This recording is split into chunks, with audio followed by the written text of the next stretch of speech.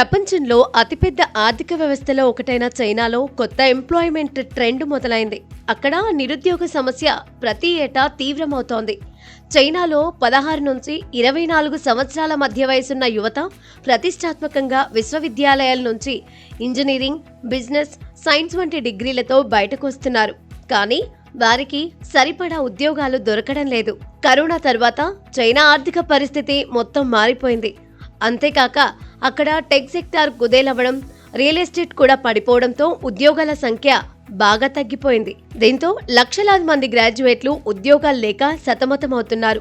దీంతో అక్కడి నిరుద్యోగులు డబ్బులు చెల్లించి మరీ ఆఫీసుల్లో ఉద్యోగం చేస్తున్నట్లు నటిస్తున్నారు.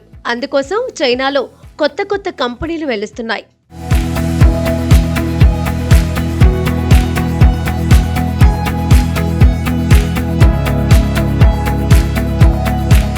ఈ సర్వీసుల ధరలు గంటకు 50 యువాన్ నుంచి నెలకు 10,000 యువాన్ వరకు ఉంటాయి.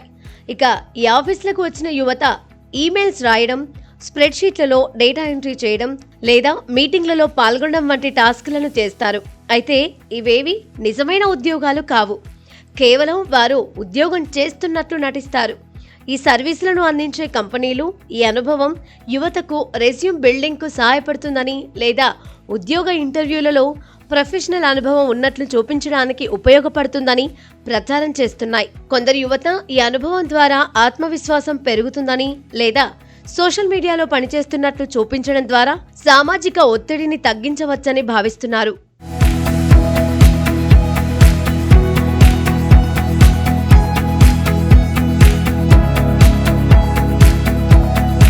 నిరుద్యోగం వల్ల యువతలో ఆత్మవిశ్వాసం బాగా తగ్గిపోతోంది. అంతేకాక వారు డిప్రెషన్లోకి వెళ్లిపోతున్నారు.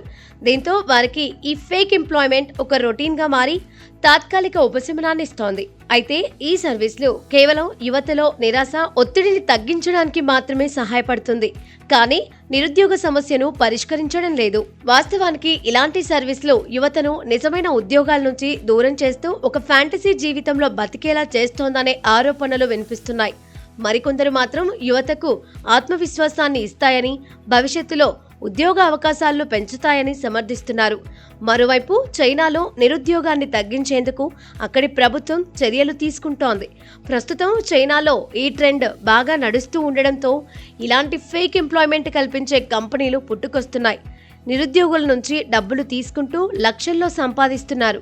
అసలే ఉద్యోగం లేక మానసిక ఒత్తిడికి గురవుతున్న యువతను ఇలాంటి కంపెనీలు దోచుకుంటున్నాయనే విమర్శలు వినిపిస్తున్నాయి. గ్రాడ్యుయేషన్ పూర్తయిన ఏడాదిలోపు విద్యార్థులు తప్పనిసరిగా ఉద్యోగంలో చేరాలని లేదా ఏదైనా సంస్థలో ఇంటర్న్షిప్ చేస్తున్నట్లు ఆధారం సమర్పించాలని అక్కడి యూనివర్సిటీలో నియమం ఉంది. అలా చేయకపోతే యూనివర్సిటీ వారికి డిప్లొమా ఇవ్వదు. దీంతో చాలా మంది ఇలా ఫేక్ ఎంప్లాయ్మెంట్ చేస్తున్నట్లు ఫోటోలు దిగి తాము ఇంటర్న్షిప్ చేస్తున్నామని, అందుకు ఆ ఫోటోలే నిదర్శనమని యూనివర్సిటీలకు పంపి డిగ్రీలు పొందుతున్నారు.